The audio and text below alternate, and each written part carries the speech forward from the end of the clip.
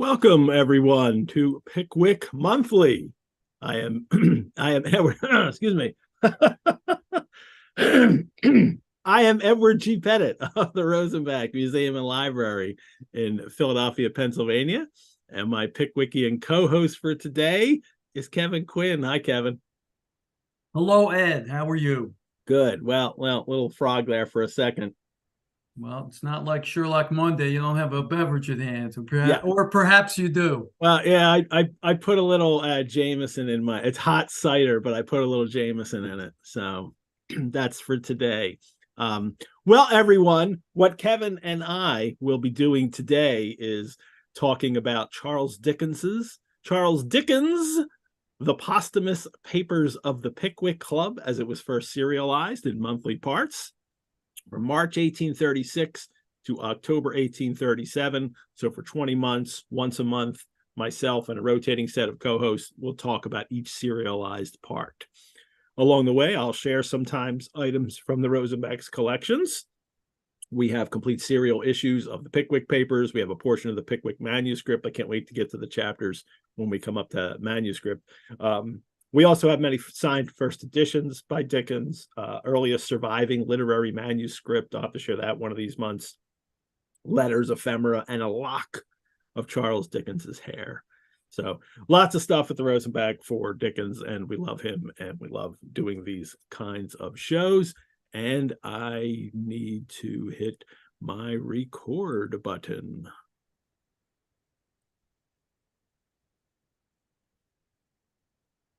There we go. Welcome to Pickwick Monthly. All righty. In today's episode is episode 9, chapters 24 to 26. Mr. Pickwick gets arrested. Sam comes to the rescue, and we get a plethora of Dickensian names. So Slummintowken is coming up. It's one of my favorites. And it's just a name mentioned. That's it. All righty.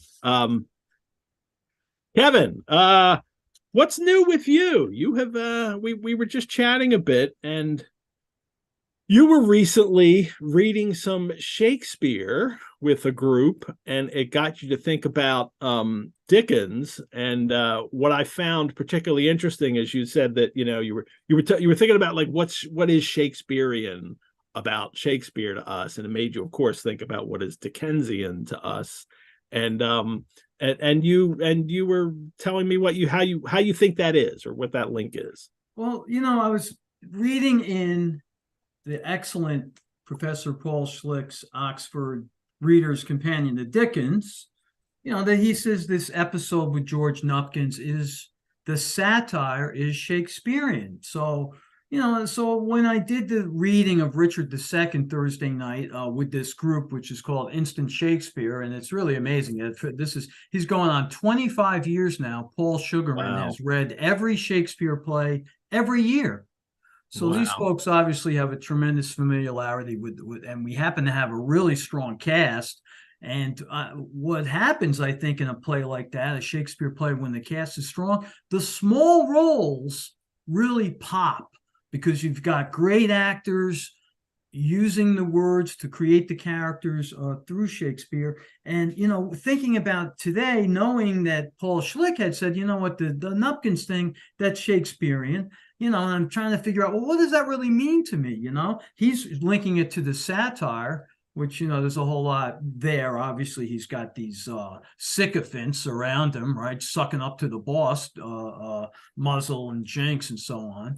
But the thing that struck me, Ed, was how would the small characters become so important and so delightful. They're like gigantic dwarves. Who wrote that of Balzac? I think somebody wrote that his characters were gigantic dwarves. So that you come away from the play and you're remembering characters like the gardener, who only has a few lines, but they're very poignant. He's planting rue for the tears of a queen. And the marshal, when they have the jousting thing in the list, he's very formal, but then he has a line that's very human, come ride with me at the end, and a great actor. They really pop those guys. And I think what Dickens does here is we meet a bunch of new people in chapter 24, Nupkins, Muzzle, Grummer, Dubbley, and then we meet the Nupkins family after that, and Mary and the cook. But like he loads you up with all these new characters. The satire's a little sanitized, like, you know, in Shakespeare, you might be going to the stews, or we were talking about that. You know, it's a little more bawdy, right? There's more bathroom humor in Shakespeare. This is more of a Victorian version, but the satire is certainly there too. Yeah. You know, so if I had to say what's Shakespearean in this, it's the strong minor characters and the dose of satire that you get. Interesting. Yeah. I mean, that's a great, kind of building of this notion of, what is Dickensian? Minor characters, satire, that's all part of it. And that's something that as we go along here, maybe I'll try to put together some kind of Dickensian definition by the time Pickwick Monthly is done after 20 months. So, I mean, if you don't know what it is by then, after 20 months, will you ever? It's certainly, like they said in the court case on pornography, you know, easier, you know it when you see it. True. Well, everyone, let me also remind you, if you're watching live right now, please like and subscribe to these videos and have fun in the live chat. If you're watching the recording, also please like and subscribe. And I'd love for you to leave comments or questions. It's always great to hear from you guys. Let's get to before we get to number 9 of the Pickwick Club, as it was published at the end of November 1836. Just a quick question there. I looked up the calendar, so that would have been magazine day, right? So it happened to be a Wednesday, November 30th, 1836. So on Wednesday, that's when all this stuff came out. The last Wednesday of the month, I'm pretty certain, was always magazine day. So most people were reading this issue like in the coming month. In December, and then actually the Christmas one that comes out for us is comes out at the end of December, but is read mostly in January. So, but I wanted to do the months as the month that it came out, even though it's at the end, and we're close to the end of the month. Usually, we're a little early this month, but we try to get them close.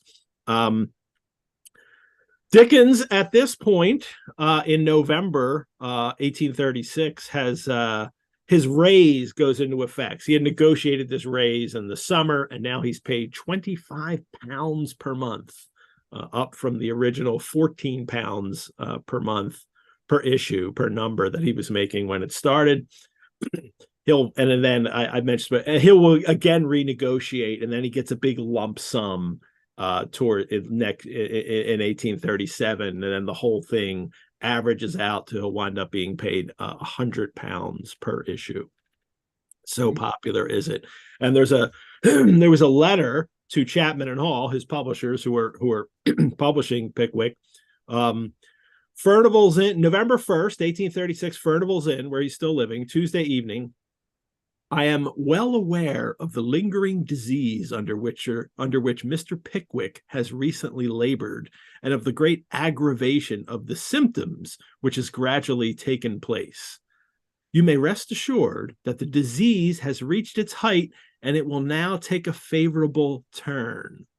What he means is the disease, and what Mr. Pickwick was labored is Dickens is constantly in trouble with getting his work to them in time to be printed. Like, he's always behind schedule, scrambling at the last minute to finish up. And now he says it won't be anymore. He says, avoiding all showy promises, I will endeavor to prove to you before this day week that I am serious and in earnest, and I only entreat you to recollect 2 things. First, that I have many other occupations, and secondly, that spirits are not to be forced up to Pickwick Point every day. Although, thank God, I have as few worldly cares as most people, you would scarcely believe how often I sit down to begin a number, and feeling unequal to the task, do what is far better than writing under such circumstances. Get up and wait till I am. It is needless for me to say how cordially I am interested in its success, or how proud I am of it. If I were to live 100 years, and write 3 novels in each, I should never be so proud of any of them as I am of Pickwick, feeling as I do that it has made its own way, and hoping, as I must own I do hope, that long after my hand is withered as the pens it held, Pickwick will be found on many a dusty shelf with many a better work.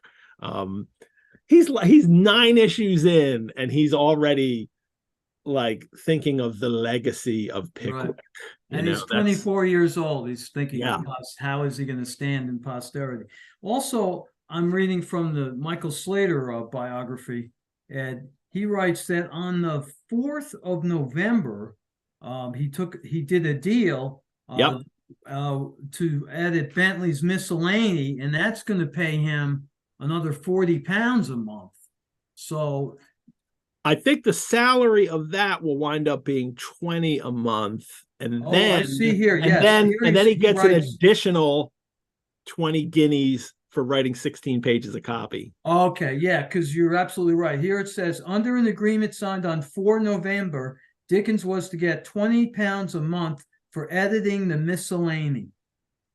And Cruikshank was the illustrator. Cruikshank will be the illustrator.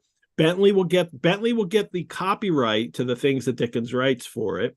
So he'll wind up writing Oliver Twist for it, and Bentley will have the copyright for Oliver Twist for a while.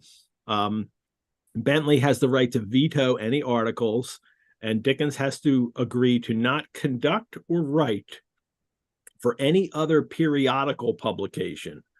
The Pickwick and a further work promised to Chapman and Hall is accepted from that. But this is the deal that he goes into. And with this new, it's actually it's going to be called The Wits Miscellany. And then it is changed shortly, like before it comes out, to Bentley's Miscellany. And with the new income, Dickens he's now getting, 25 a month from for Pickwick. And he'll up to 40 a month for Bentley's, which won't start yet. It doesn't start until January. But it enables him to leave his job at the Chronicle, where he was still reporting he's writing sketches, which he gets paid for, but he's also a salaried employee running around reporting for them. And the Chronicle was not entirely happy that he left. And actually, the proprietor sent him a letter when he was done. And we know this because Dickens wrote a letter back. They said that they have paid him £6, 6 pence too much, and he needs to pay it back. And Dickens is like, really? I can't believe you're or 6 shillings. Oh, wow. I didn't see that here in this Slater biography, but he does write that he replied to the editor's letter on 18 November with a prime example of what have been called his great protester letters, fairly seething with a sense of injured merit. Yeah, and that's because they asked him to pay back a little money, and he was like, I can't believe you would do this to me.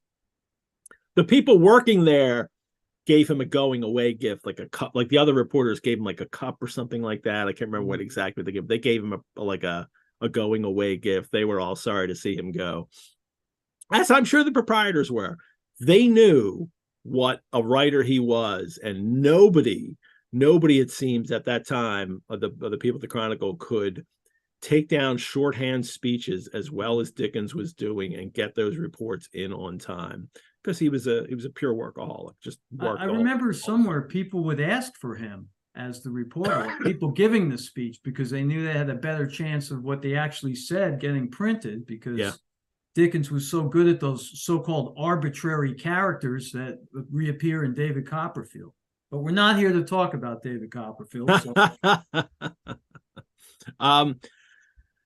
Pickwick Papers, actually, right now, the sales are really continuing to rise. And according to contemporary accounts, someone that wrote it at the time, Pickwick mania has kind of taken hold. And what was written was Pickwick chintzes figured in linen drapers' windows. That's these, Pickwick patterned, fabric. Weller corduroys in breeches makers' advertisements. Bose cabs might be seen rattling through the streets. And the portrait of the author of Pelham and Crichton, who was that Ainsworth, or was that Bulwer Lytton, I can't remember now, I was don't scraped down. remember. Whatever it was, the most popular authors were scraped down and pasted over to make room for that of the new popular favorite in the omnibuses, and that was Bowes and Pickwick. And I have an example here. This is one of the items as merchandise that you could get at the time. Lloyd's Everlasting Entertainments, or Pickwickian Shadows. You would get this, and the instructions here are: the black parts are to be cut out very carefully with a sharp penknife or holding the print to the wall. On holding the print to the wall, the shadow will form amusing and correct likenesses of Her Most Gracious Majesty. She's in the front here, and the members of the Pickwick Club surrounding. This is circa 1837. Not sure of the date of it yet. I found this in the new Jarndyce booksellers. They release a Dickens catalog every year, and this is actually for sale at Jarndyce right now. And people would and you would just hold it up to the wall, and the image of Mr. Pickwick would be there in shadow. If you just you have to cut out all the black to make that.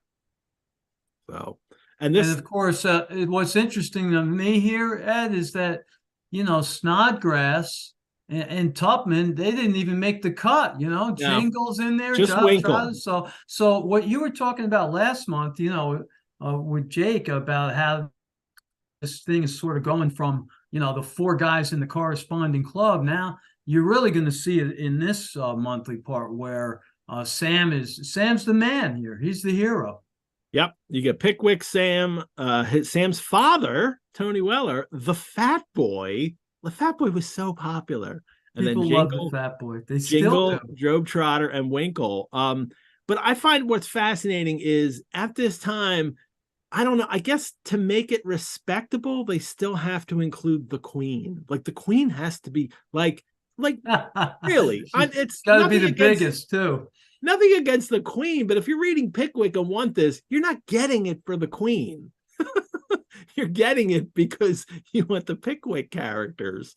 But that kind of respectability factor for these kinds of things, I think, comes into play. And also you're going to pick up the people that like royalty, right? It's sort of like, if you're doing Jane Austen, maybe there's people that like period clothing. So, you're going to get them too, maybe.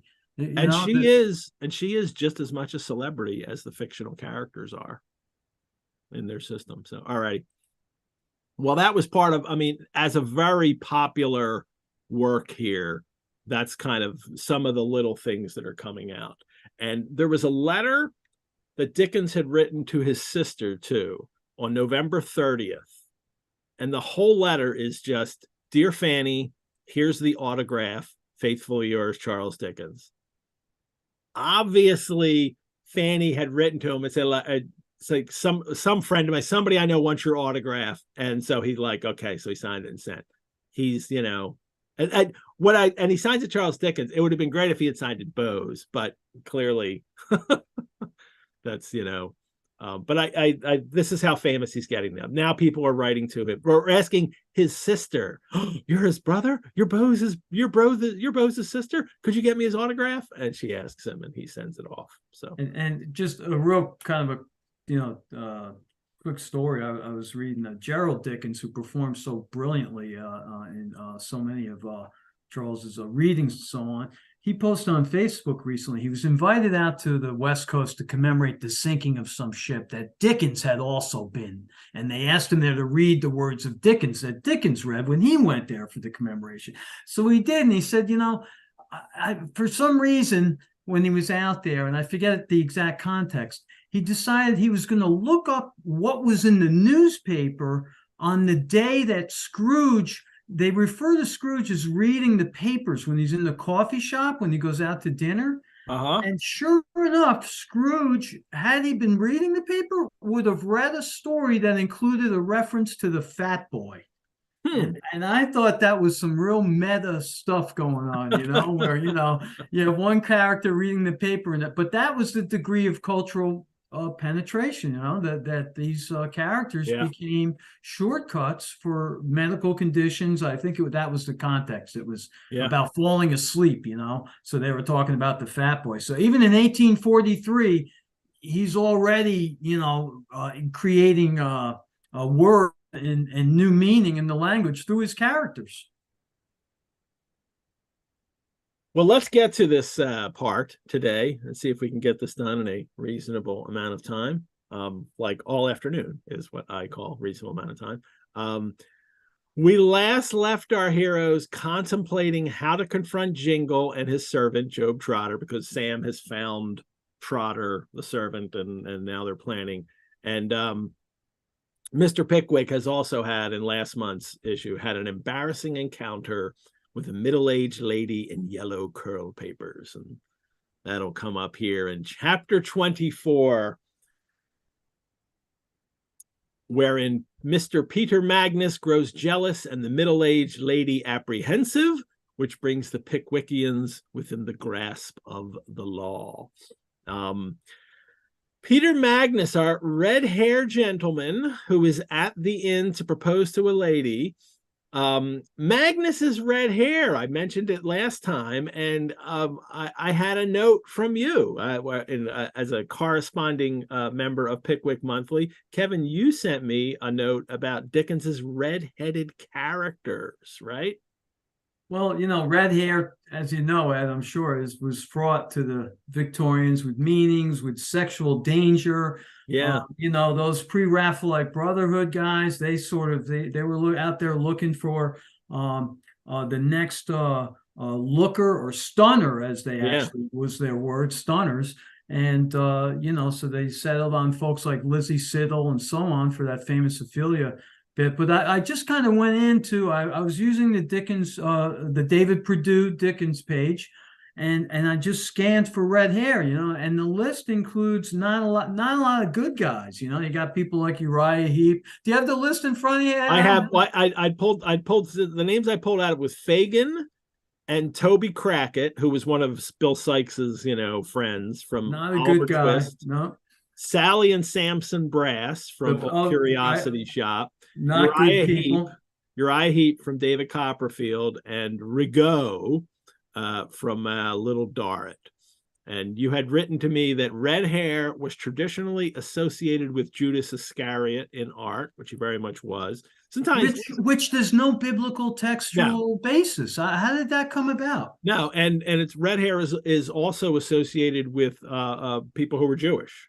For people in the 19th century.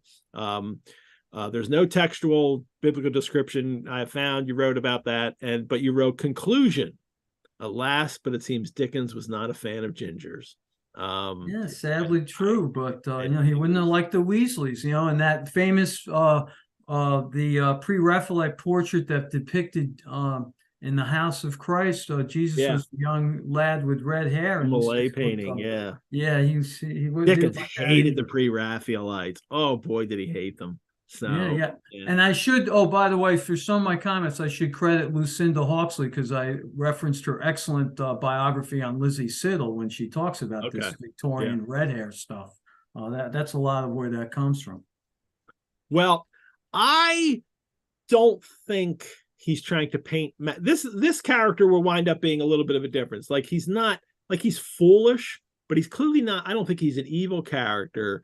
I wonder if it's just that kind of fiery jealousy, I mean, it doesn't give him green eyes, but the kind of red hair means he has got this fiery, temper, is maybe about all that we're getting for the red hair connection with Peter Magnus here. Yeah, he might have a little OCD. He's got to check the luggage 100 times, that kind of thing, Magnus asks, he asks Pickwick's advice, as they're waiting for the lady to join him. And I find it, he says she's going to be here soon. And then Magnus has this view of marriage, which he gives to Pickwick, in which he says, it's a matter of mutual accommodation, nothing more. Husband on one side, wife on the other. That's my view of the matter, Mr. Pickwick. And Pickwick's only response is, "It is a very philosophical one. But breakfast is waiting." And Pickwick seems to understand. I think we get that idea that Magnus isn't really very, very bright, or doesn't say things that mean very much, or that he agrees with. Unlike very early in the novel, every time someone said something, Mr. Pickwick believed them. "Your horse is how old?" And he would write it down, and like everybody he believed. And Dickens has already evolved him into, now he's being more discerning. He didn't in the last part or in this part seem to take at face value the things that Magnus tells him. Well, Magnus also asks him for his advice in how to, like, have you ever proposed to anyone? And Mr. Pick's like, "Oh, no, I haven't." But of course, he has some ideas, upon the subject. But as I had never submitted them to the test of experiences. Of course, Mrs. Bardell would say, "Yes, you have proposed." And he's got a whole action plan, a start, a middle, and a closing, and we see it work. So he's like Mr. Lonely Hearts. He should write the column. And part of the humor here is that he has actually proposed, but he didn't mean to propose. In a Pickwickian way only. Yes. And he has a list here, and what it is he should talk about the lady's beauty and her qualities, then how he's unworthy of her, but only unworthy for her, not anyone else. Because of course he's for everybody else, he's a catch. Love, and then you talk about love and devotion, and then you make a very simple declaration, will you have me? What is it? Is it will you have me? Is it will you have me? And then you sneak a kiss. Then you just kind of go up and give her a kiss. And of course, if she shouldn't mind the kiss if she's going to say yes and marry you.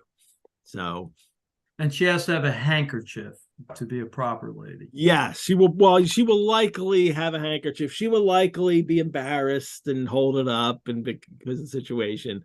What it is it's very formulaic way kind of thing that Pickwick has here, and it's very melodramatic, and it's the kind of thing that this is Dickens kind of satirizing. This is how people propose on stage. This is how people propose in books.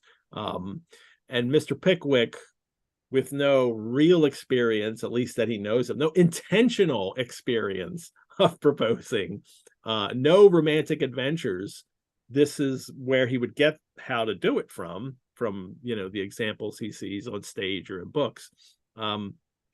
It's also it's also odd that well, not odd so much, but maybe I guess we also are made to understand, or it's reinforced that he's not a kind of into romantic love, like Mr. Pickwick. That's not his life. He's never done that. He's an innocent in that regards as well. He's still not matured enough to have a relationship with a woman. Well, the Pickwickians unite here. Tupman and Winkle and Snodgrass come in, and then Magnus goes out. He proposes. He comes back in, and he's, she has said yes, and he did it just the way, right? Just the way Pickwick told him to. It worked. But of course. And he brings him into the room to introduce Mr. Pickwick to his lady, and it's Miss Witherfield. That's another good name. I didn't put that in my list of good names. Witherfield. If Magnus is, sort of another large dwarf, he's going to wither. He might wither. He's got this big philosophy. He's all talk, but inside he's like a schoolboy, very nervous. He says, "I beg to make you known to Miss Witherfield." As Mr. Pickwick bowed, he took his spectacles from his waistcoat pocket and put them on. Mr. Pickwick, after uttering an exclamation of surprise, Mr. Pickwick retreated several paces, and the lady, with a half-suppressed scream, hid her face in her hands and dropped into a chair. It was the spectacles, apparently, had no sooner crossed his nose than the lady at once identified the countenance which she had seen surrounded by all the horrors of a nightcap, and she screams. This is the middle-aged lady in yellow curl papers, as we've been all like, if you're reading for the first time, I can imagine you were expecting this was going on. And it is her. She's the one that he went into her room by accident, and they had that very embarrassing moment. And now it gets even worse, right? Because Magnus wants to know what's going on, and they both decline. I decline answering that question. She just says, I have seen him. Where?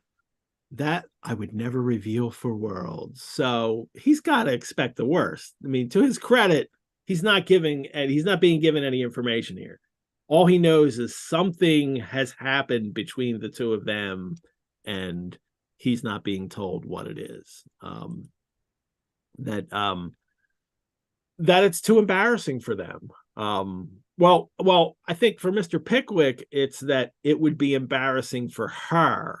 Like, he can't reveal it because it would hurt her reputation to know that some strange man was in her bedroom, and she won't reveal it for the same reason. It will affect her reputation, especially as she's going to get married here. She has just said yes. Magnus thinks that this is all Dickens. This is all Pickwick's plot.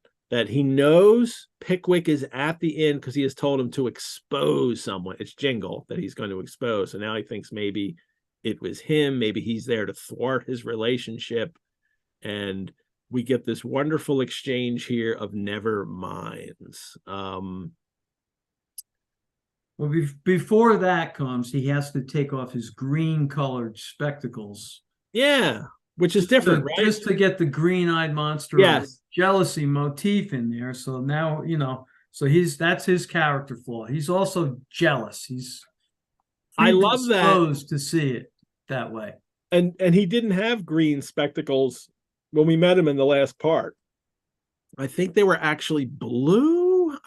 I'm not 100% sure. I have to go back on but that. Dickens has literally changed the color, and of course he needs the green in there. That's the the green-eyed,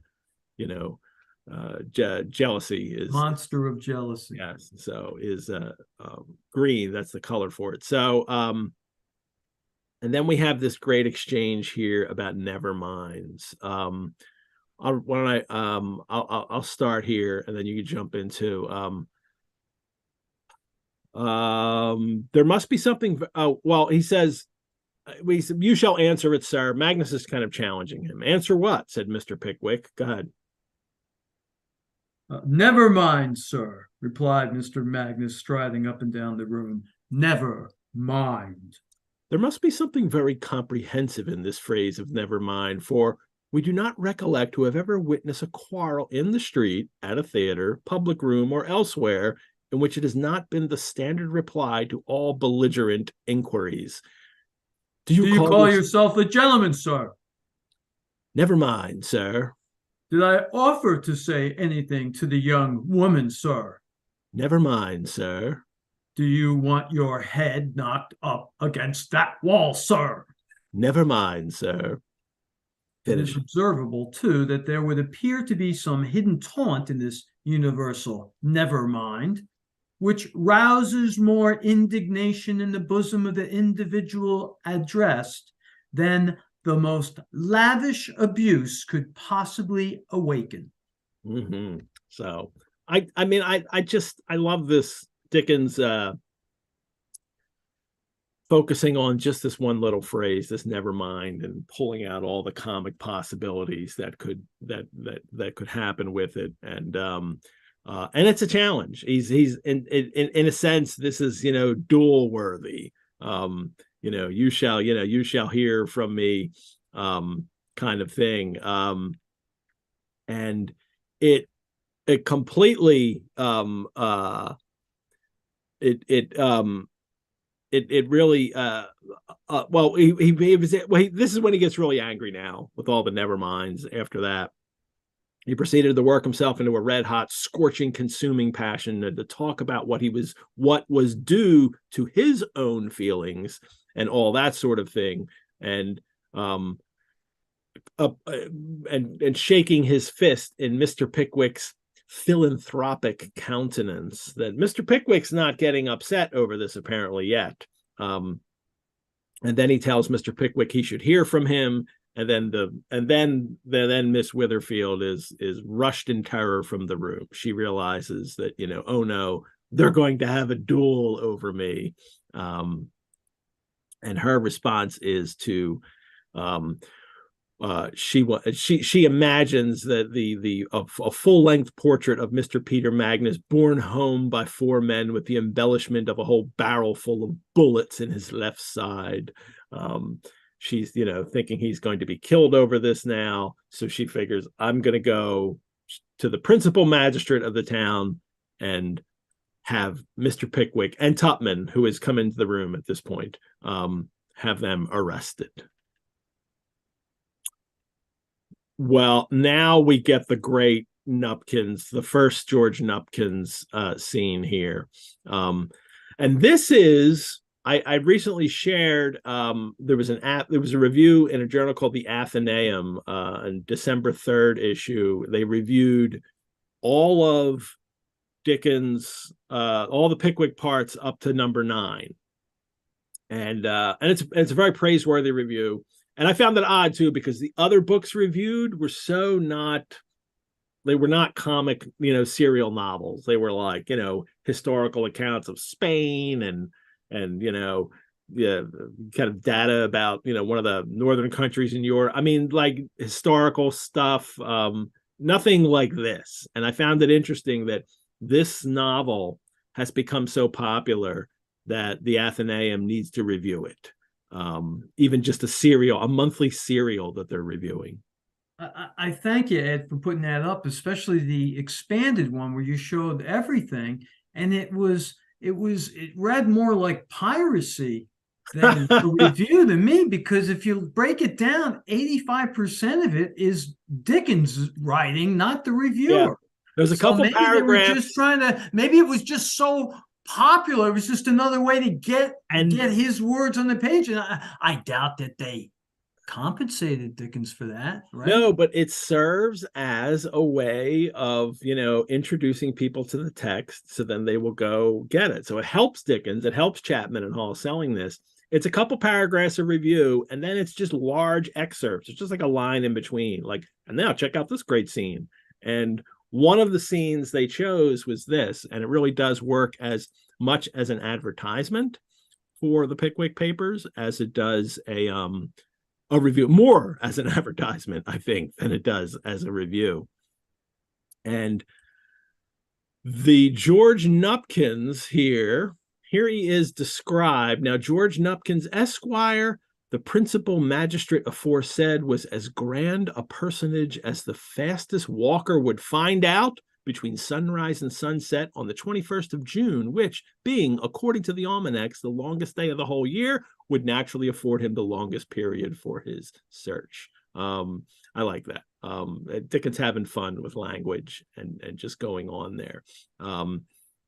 If you walk the whole day, he'd be the grandest person you would find. And he certainly believes that he is. And you got to be the fastest walker, too. Yes. Yes, but you have to be so super fast, and it's got to be, right. Fastest, superlative.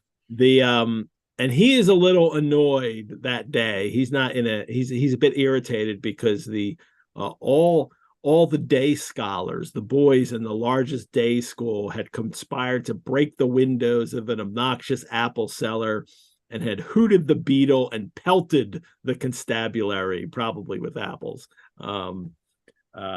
And he's had to deal with this that day, and that'll come back in a little, because there's another joke that happens later. That's why I want to bring that up.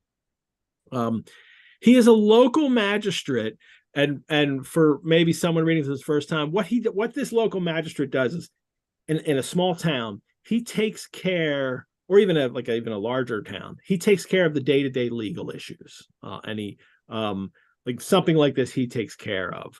He winds up being the person who is the the judge of this stuff. And if there's a serious crime, serious, criminals, he'll have them taken into custody, and then they wait for the assizes, which will come around periodically in his district somewhere. Then they'll be tried there. It's like a murder or something like that. It's a very serious crime. They will be held over for one of the traveling judges to come, but he will take care of local stuff, and that's his job, and that's why he's such a grand personage in this town. He calls in. Now we're starting. Now here come the names. I love this. Is like a plethora of great Dickensian names. Muzzle, the undersized footman with a long body and short legs. He calls him in, and he's going to have him. Miss Witherfield is visiting him, and then he's going to tells Muzzle that she says, I fear a duel is going to be fought here.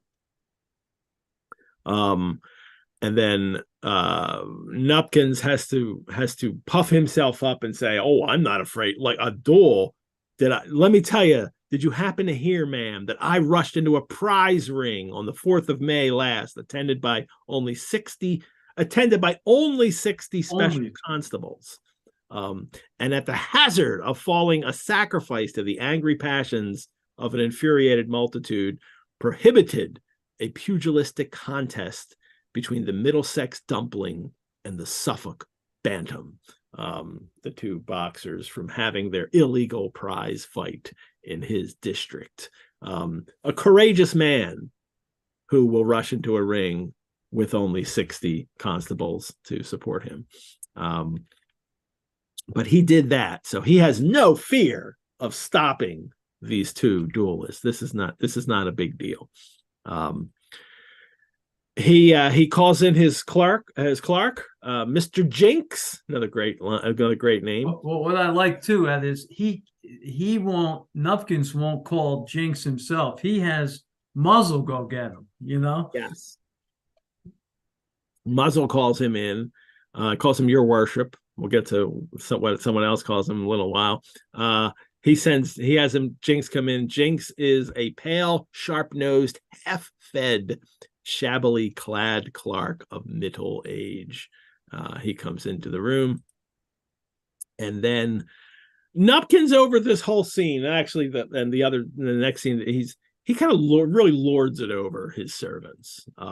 He's the and his clerk, as if he is a man of real importance. But this is the satire, right? This is that right. Which is right out of Taming of the Shrew. I know you didn't want to go into a lot of Shakespeare here, but that just as shallow and slender, it's the same kind of relationship, sucking up to the boss. Yep.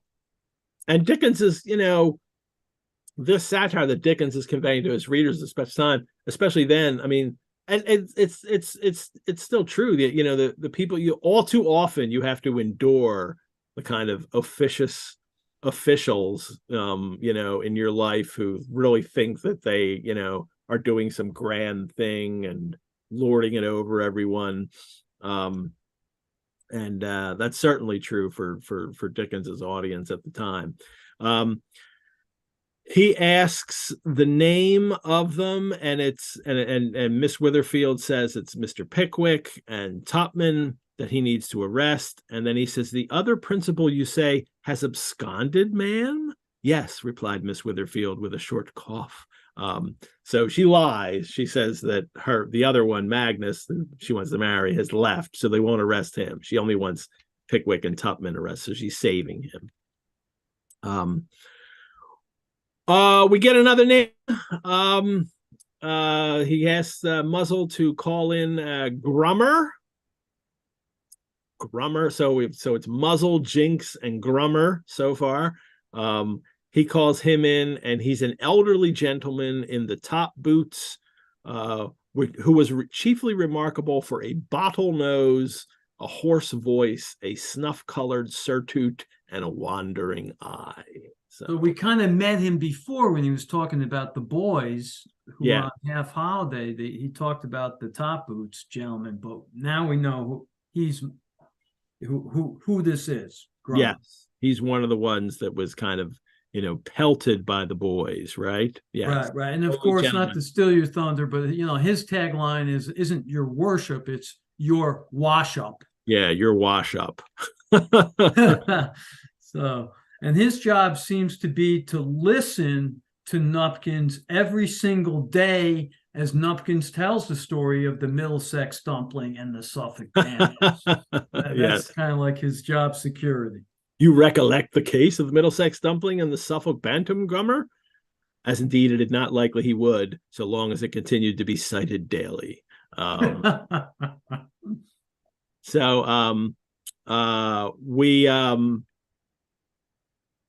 here's this is where I pulled out a little bit from Paul Schlick that you had said. I went and looked it up. From Cervantes, this is a great Dickens scholar, author, Paul Schlick.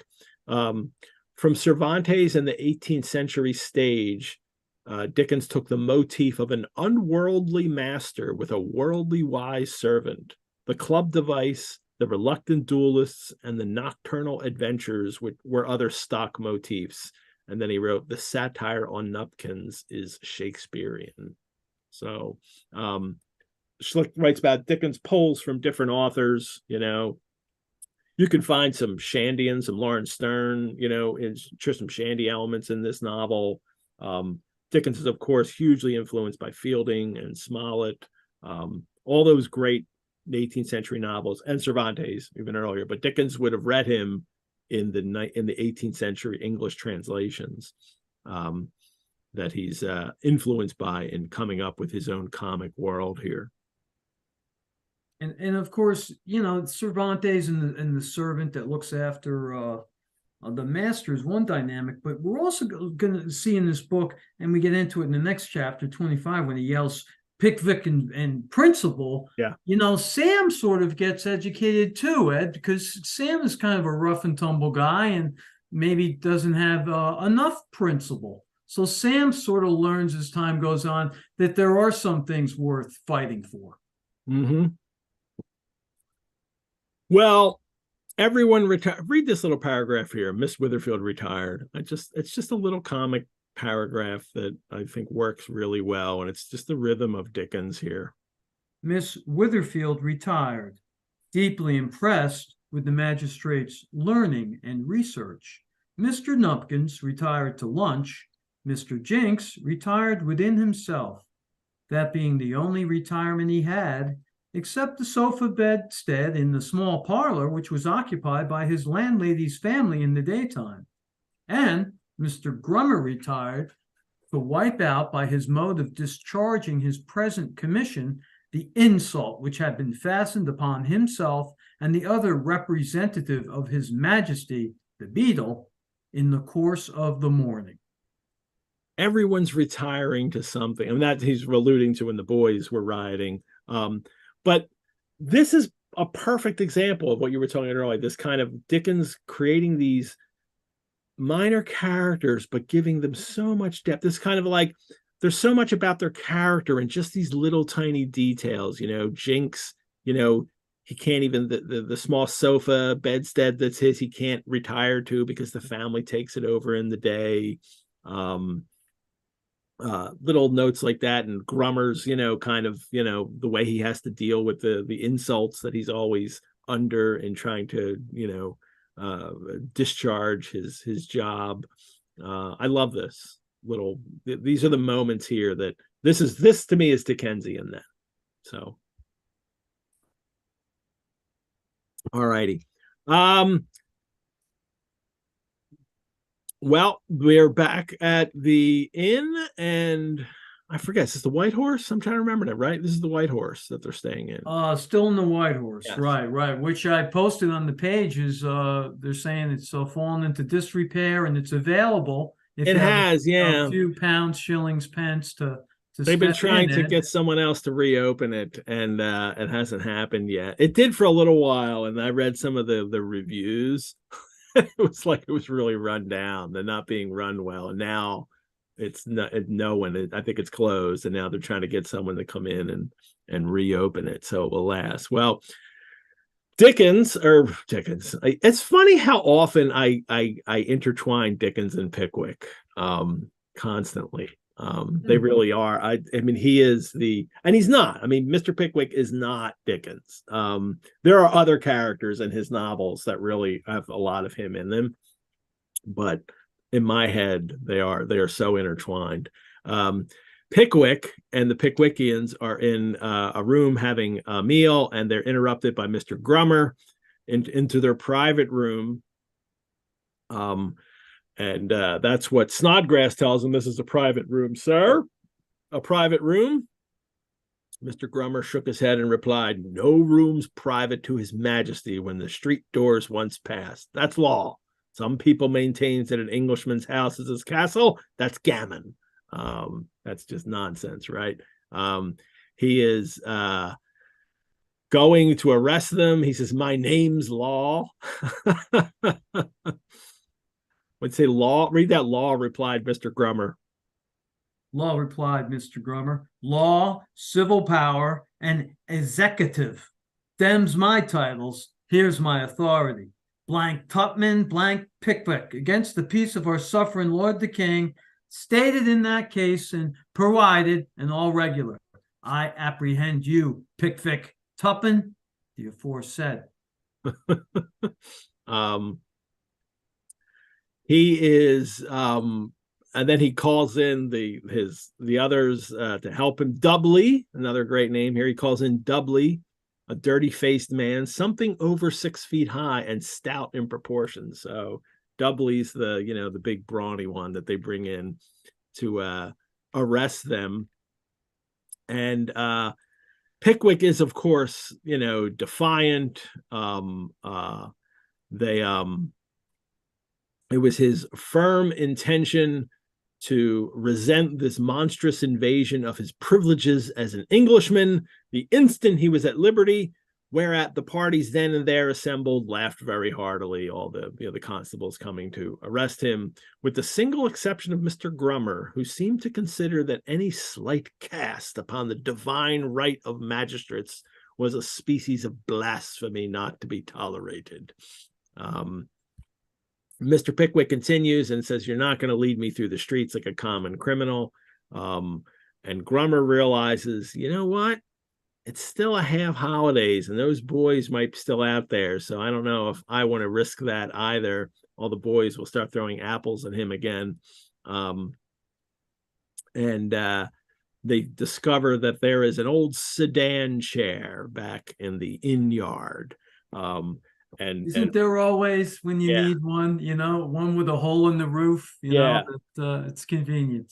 For those who might not realize, sedan chair, it's just that box with the poles on it that people would be carried through the streets inside, so and they put Mr. Pickwick and they squeeze Mr. Pickwick and Mr. Tupman inside, and then a couple of chairmen are found, and then the specials surround it as like a bodyguard with Grummer and Dubbley marching in front, and Mr. Snodgrass and Mr. Winkle, who have not been arrested, are following up, walked arm in arm behind, and the unsoaped of Ipswich brought up the rear. So the regular people in the town, the unsoaped, the great unwashed. Yes. So and it's interesting, only 2 guys are going to carry Pickwick. I know. Plus 1. I mean, it seems like they got some strong guys, They must be really strong. Yeah. But they're carrying them down the street, and it is quite the spectacle. With all of them around, and everybody then starts watching and following. It becomes this parade. And then here comes Mr. Weller, habited in his morning jacket with the black calico sleeves, comes up and thinks that, oh, this is fun. And he comes up and he's kind of shouting along with everybody, right? Sam was still responding to the enthusiastic cheers of the mob and waving his hat about as if he were in the very last extreme of the wildest joy, though of course he had not the faintest idea of the matter in hand. And he comes up and he sees Winkle and Snodgrass, and he asks them, "Who's in the box?" And Sam saw by the motion of the two pairs of lips that they had uttered the magic word Pickwick. This was enough. In another minute, Mr. Weller had made his way through the crowd, stopped the chairman, and confronted the portly Grummer. You read, Sam. Where were we at? "Hello, old gentleman." "Hello, old gentleman," said Sam. "Who have you got in this here conveyance?" "Stand back," said Mr. Grummer, whose dignity, like the dignity of a great many other men, had been wondrously augmented by a little popularity. "Knock him down if he don't," said Mr. Dubbley. "I'm very much obliged to you, old gentleman," replied Sam, "for consulting my convenience, but I'm still more obliged to the other gentleman. It looks as if he just escaped from a giant's carrywan for his very handsome suggestion. But I should prefer your giving me an answer to my question, if it's all the same to you. How are you, sir?" This last observation was addressed with a patronizing air to Mr. Pickwick, who was peeping through the front window. Mr. Grummer, speechless with indignation, dragged the truncheon with the brass crown from its particular pocket and flourished it before Sam's eyes. "Ah," said Sam, "it's very pretty, especially the crown, which is uncommon like the real one." "Stand back," said the outraged Mr. Grummer. By way of adding force to the command, he thrust the brass emblem of the royalty into Sam's neckcloth with one hand and seized Sam's collar with the other, a compliment which Mr. Weller returned by knocking him down out of hand, having previously, with the utmost consideration, knocked down a chairman for him to lie upon. So Sam to the rescue, just knocking them all about. And everybody, and then it's, thereupon Snodgrass, in a truly Christian spirit, and in order that he might take no one unawares, announced in a very loud tone that he was going to begin, and proceeded to take off his coat with the utmost deliberation.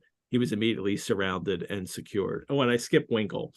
Winkle beat up a small boy. Was seized with a temporary attack of that species of insanity which originates in the sense of injury or animated by this display of Mr. Weller's valor. But certain it is that he no sooner saw Mr. Grummer fall than he made a terrific onslaught on a small boy who stood next to him. So, you see, as Sam is growing in this mock heroic manner, the other guys are shrinking. They're attacking small boys. This is Pickwickians' attack, and then Mr. Pickwick bursts from the roof, and he's starting to, harangue the crowd. And let's share the picture from the Fizz illustration for this, for the issue. And here it is, Pickwickians' attack here. So Mr. Pickwick had protested against being exposed in the public streets, yet there he is. Like Mike Tyson said, no, when you get punched in the mouth, the plan goes out the window. He's like right in there. I like Sam here. He's got both fists up. One is like connecting right here. This is Grummer, and he's gonna fall. And then the other fist he's got here, I'm sure this is Dubbley. And just they're all getting knocked out. Or maybe this is already. No, he's got a truncheon too.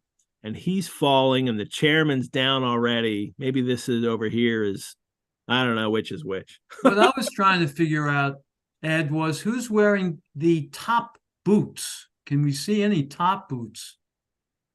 Looks like they both are. I think this is the chairman. It's falling down. Oh, no, that would be here. This is the top boots.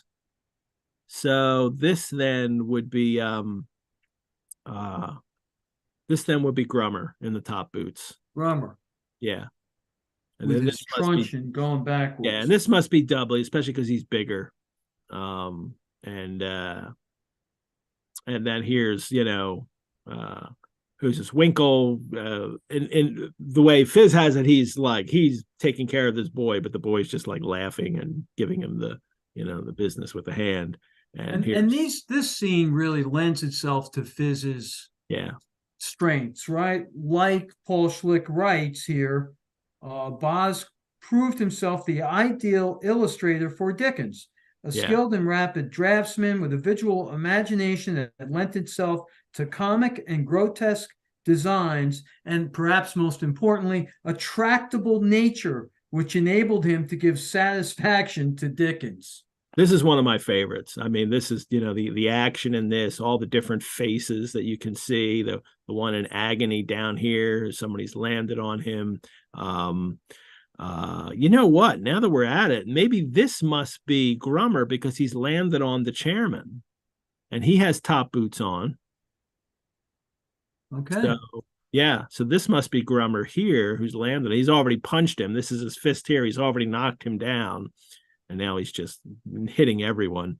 He's bleeding from the nose here, and it's even dripping out that Sam's already punched this one in the nose. I like that the kid is giving him the nose. Oh, that's great. Yeah. And then just the whole crowd behind here in much lighter. Guy on horseback. You've got those, buildings, sort of medieval overhanging. And there's Mr. Pickwick up top, his hand raised, giving his indignant oration of what's going on here. This is prime Fizz illustration right here. All righty.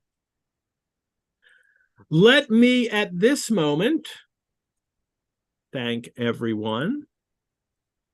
Let's take this moment to thank all of you for watching this episode. As a nonprofit organization, the Rosenbach Museum and Library depends on the generosity of friends and supporters like you to keep programs like this free and accessible to hundreds of fellow Dickens lovers worldwide.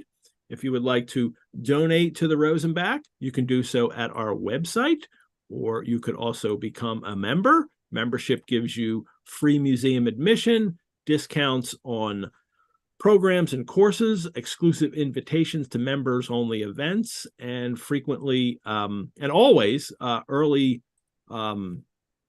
access to register for programs and courses. You can learn more about how to become a member on our website, and a Rosenbach membership also makes a great gift.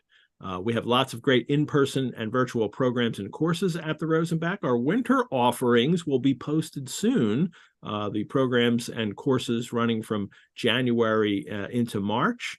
Information about registration when you can register is all available on our website. Our latest Biblioventure Sherlock Mondays is still running weekly. So if you want some fun, Kevin's been watching. If you want some fun in between our Pickwick episodes, you can tune in live on Monday nights at 7 p.m. Eastern, or just watch the replays on YouTube. Sherlock Mondays is also an audio podcast, too. So we are working our way through the stories of Sherlock Holmes in the order in which they were published from the beginning, Study in Scarlet, and we'll finish with The Empty House. And then there will actually be a special pay-only show for The Hound of the Baskervilles that will go for 8 episodes. And if you register for Sherlock Mondays, I will send you emails every week giving you links to the episode and information about what's coming up, and also a cocktail recipe every week. Every week I have a new cocktail designed for just that Sherlock Holmes story. And you can watch all the episodes so far on our YouTube channel to catch up, or not. Really, the joy of doing the Sherlock stories especially is you don't have to catch up. You can just read the story coming up for this week. The Man with the Twisted Lip, that's the story. Oh, I'll read that when I watch the show. You don't have to worry about the ones before. There are also Facebook group pages for both Sherlock Mondays and Pickwick Monthly. Join us there for lots more info, news, links, conversation, and fun. I'm often posting little extra things there, like that article from the Athenaeum that we mentioned earlier in this show. And remember, you can write to me at epettit, that's EPETTIT, at rosenbach.org.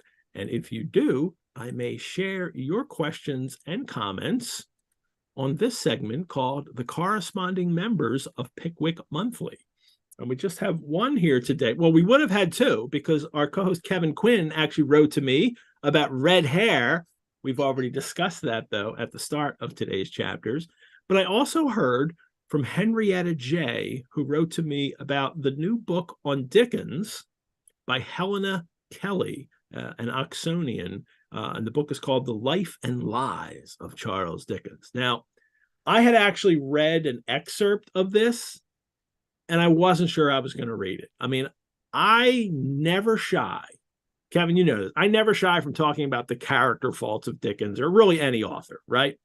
Or any of these Victorian, especially these unpleasantries. You can't overlook this stuff. But no, the excerpt I read kind of made this book seem like one of those like gotcha books. Like, oh, you thought Dickens was this? Ha! He's really. And I thought, like, I don't want to read that. But Henrietta has written to me, and she tells me that the book is it's a book of what she says is solid research to challenge many notions in other studies about the life of Dickens. Ooh, see, I like that if this book is going to actually kind of, is going to kind of challenge other biographies of Dickens, I think that's a good idea. And then Henrietta wrote to me, just as I was ready to toss the book aside, Kelly gets into an angle that makes reading attractive again. The boot-blacking incident is recast in a different light that almost makes sense. This is about Dickens as a child, having to work in a boot-blacking factory.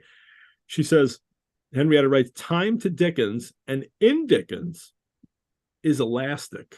I think that it's his memory of the event that winds up being challenged here. Kelly checked documents and records to verify possible dates that fit Dickens's narrative, and then she plays out different scenes. Her approach to Dickens's anti-Semitism was interesting. I had heard a few references to that aspect. She uses Dickens' childhood family to see how it might recast the novels and writing. Henrietta writes, Dickens' sister Harriet died young, and she rarely gets mentioned, but would have been about the same age as Mary Hogarth, whose death sent Dickens into spectacular grief. Which girl's death was he grieving? Harriet had died several years earlier, presumably also the reason John Dickens needed money for her health care. There are these loose nuggets that are being wound into the mix that I find unusual. Well, now I think I want to read this book. So The Lives and Lies of Charles Dickens by Helena Kelly. I think I am going to pick that up. You can read your and mine friend's John Mullen's review of the book in The Guardian. In The Guardian? Yeah. In The Guardian, yeah. You can Google it right up. I love to hear from all of you. So if anyone has a question or comment about the serial part for the month, or just Dickens in general, like this new book coming out, don't hesitate to drop me a line at epettit@rosenbach.org. And back to our issue. This is the end of chapter 24. Mr. Pickwick's indignation during the whole of this proceeding was beyond all bounds. He could just see Sam upsetting the specials and flying about in every direction, and that's when he bursts out the roof.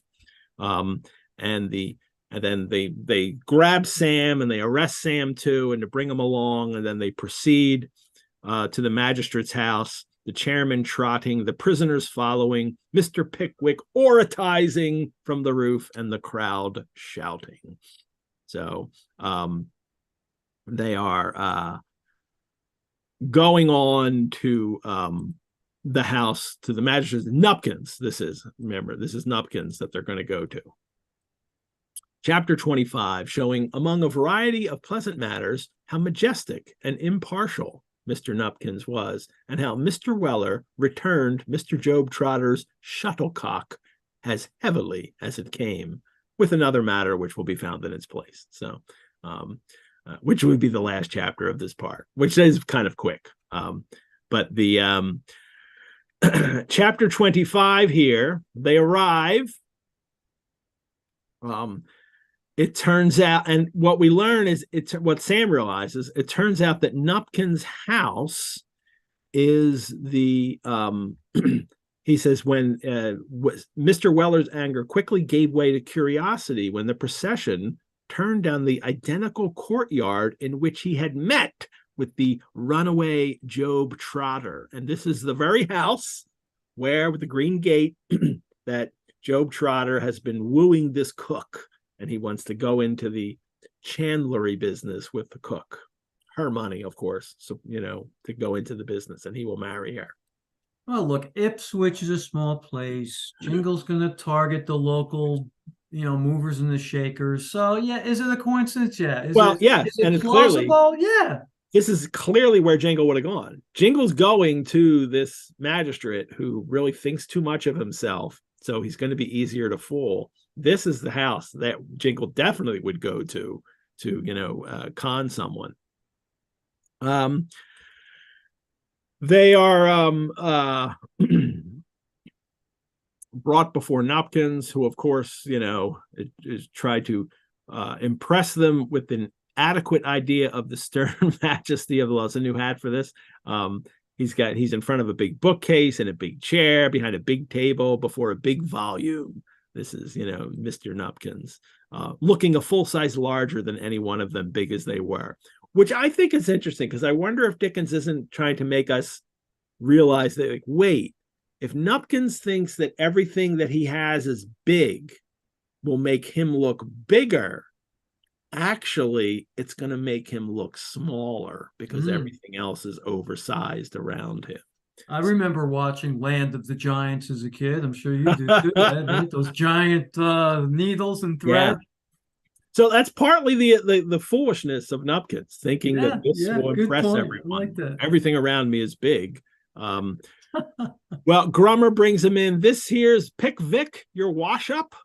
And Sam just jumps right in. Come, none of that here, old strike a light, interposed Mr. Weller, elbowing himself into the front rank. Beg your pardon, sir, but this here officer of yourn in the gambooge tops will never earn a decent living as a master of the ceremonies anywhere.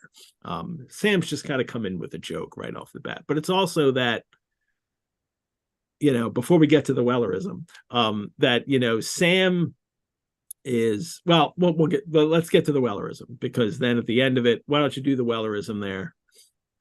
Business first, pleasure afterwards, as King Richard III said when he stabbed the t'other king in the tower afore he smothered the babbies. Business first, pleasure afterwards, as King Richard III said when he stabbed the other king in the tower before he smothered the babies. That's a great Wellerism. So in Paul Schlick's, he says the Wellerism has to usually, as he defines it, goes to a dark place, right? I don't have it right here, but we do get one that's not dark too in this. That's a great. We will. So it doesn't have to be that, but usually that's what you wind up. You wind up going dark. And of course, there's a whole Richard III Society, which my friend Jennifer Emerson is in, which I had no idea. They're going to be offended by this too. and when you go to the tower, I don't know if you've been in the tower, Ed, but when you come to the room where the young princes were, allegedly killed, there's actually a survey. You hit the button, who do you think killed them? The young princes. So the jury's still out on Richard, even though they might have. I think they found him in a parking lot recently up there by the Battle of Bosworth. I don't know if the historical jury is really out that he's not responsible for having the princes killed. I mean, he became the king. They were killed and he's the king. And you may get some mail on that one. He may not have done it himself. No, you'll suffer. It's just he's just the obvious choice, clearly. He's not quite the evil, person that Shakespeare portrays, clearly. But yeah, he's, of course he did. All righty. That despair and die thing in the Shakespeare is strong stuff, Well, Sam now has fun with the questions. They're trying to get everybody's name and who they are. Put down his name, Mr. Jinks, and Sam say 2 L's, old feller. Like, don't misspell my name. Where do you live? Wherever I can. Put that down, Mr. Jinks, said the magistrate, who was fast rising into a rage. Score it under, said Sam. This, he's the comic wise guy with no respect for authority, for those who don't deserve it, right? Because he clearly has respect for Mr. Pickwick and will help him, and he might have wisecracks and all, but it's not this kind of, relentless, disrespect that he's, giving Pickwick, who is in authority over him. But Nupkins is getting it. And then Nupkins takes out, his annoyance at Sam's insolence on his own people. He takes it out on Grummer. He yells at Grummer, you shall repent of this neglect of duty, Mr. Grummer. You should be made an example of. Take that fellow's staff away. He's drunk. You're drunk, fellow. And then he says, I am not drunk, your worship. And he says, you are drunk. How dare you say you are not drunk, sir, when I say you were? Doesn't he smell of spirits? So, well, this is Grummer about Sam. Like, hard, your worship, who had a vague impression that there was a smell of rum somewhere. Is Grummer then actually, has he been drinking actually? And he can, smell that. And he's wondering if he's going to be caught here. There's a smell of rum somewhere. And I haven't touched a drop of drink this morning. And then they're talking about that special that laughed, because Sam knows his audience. He's working the entire room. That's who it is. It's the special. Yes, it's not. Yeah, the special laughed. Thank you. At Sam, So Sam's working the room, and he's coming into his own here as a master of language. Then that special, he says he hasn't touched a drop of spirits, and who was as sober a fellow as need be. Not completely sober, he's just as sober as he needed to be. That's generally what I am doing my shows here. I'm as sober as I need to be during them. And then or as contrary wise as required as well, Ed. I've seen you deal with equal justice. The magistrate tells Jinks he wants to commit the man for contempt. And then Jinks, who was the magistrate's advisor, it says here, having had a legal education of 3 years in a country attorney's office, kind of pulls him aside and he tells him what. And now we learn what's going on here. Nupkins says these things. I'm going to do this. I'm going to do that. And then Jinks has to tell him, actually, you have to. This is like, you can't do that. He's the one that actually informs Nupkins about what he can do under the law. And that goes on here. Pickwick tries to interrupt. He says, he does interrupt. I beg your pardon, sir, for interrupting you. But, he wants to speak.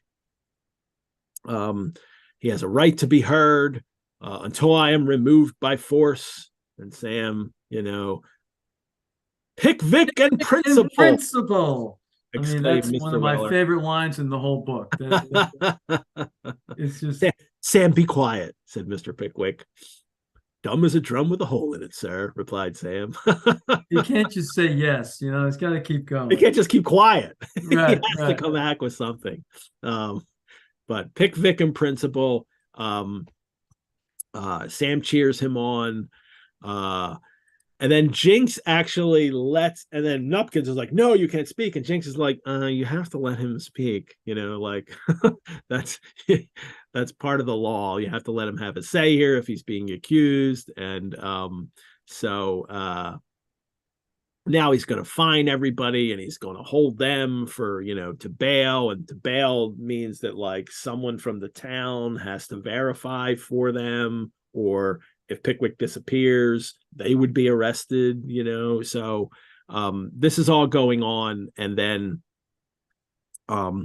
Sam kind of whispers to Pickwick something, and it's just like Jinks has to tell, Mr. Jinks has to tell Nupkins what to do. Sam, as we frequently see, has to kind of help guide Mr. Pickwick to do, to what he's supposed to do. And it really reminds me, I'm also reading right now. I'm finally reading the P.G. Wodehouse, Jeeves and Wooster books. And it is a fact that Wodehouse really, was part of the Jeeves Wooster relationship, the master servant relationship, he is taken from Pickwick and Weller, and creating very different characters in the rich Bertie Wooster and Jeeves the butler, but still that relationship where Jeeves is constantly helping Wooster and doing all the things to get him out of trouble. And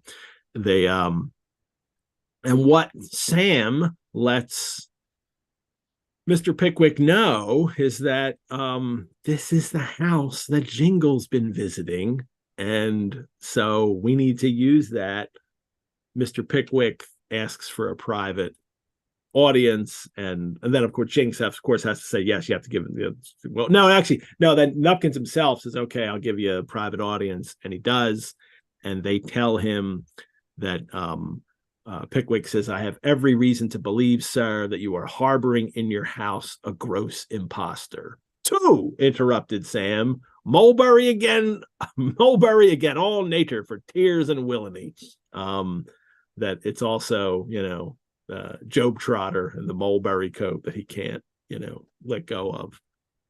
That's who Sam wants his revenge on. Sam will let Jingle do whatever he wants, but he's got to get the servant Job Trotter back. Just a little bit, I know we're pressed for time, but he references the assassination of the British Prime Minister, Percival, which I didn't realize, in 1812 was assassinated. Yeah, that's part of Nupkins' fear as believing he is some grand person here that, I better listen to he's afraid that, the private request, that the private conversation that Pickwick said, maybe he's going to assassinate me, as if could the man Weller have divulged a secret conspiracy? So it's all in his mind, but it comes from the ego. As he thought of Julius Caesar and Mr. Percival. So yeah, Percival was exactly, it's the back of my Penguin Pickwick. Percival was on May 11, 1812, Prime Minister Spencer Percival was shot dead by a deranged bankrupt, John Bellingham, in the lobby of the House of Commons. So the crazed loner. Was it really? Or was it a conspiracy? I don't know. But anyway, that's the reference to the Mr. Percival there.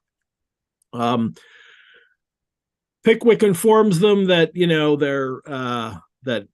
he says, an unprincipled adventurer, a dishonorable character, a man who preys upon society and makes easily deceived people his dupes, sir. His absurd, his foolish, his wretched dupes, sir.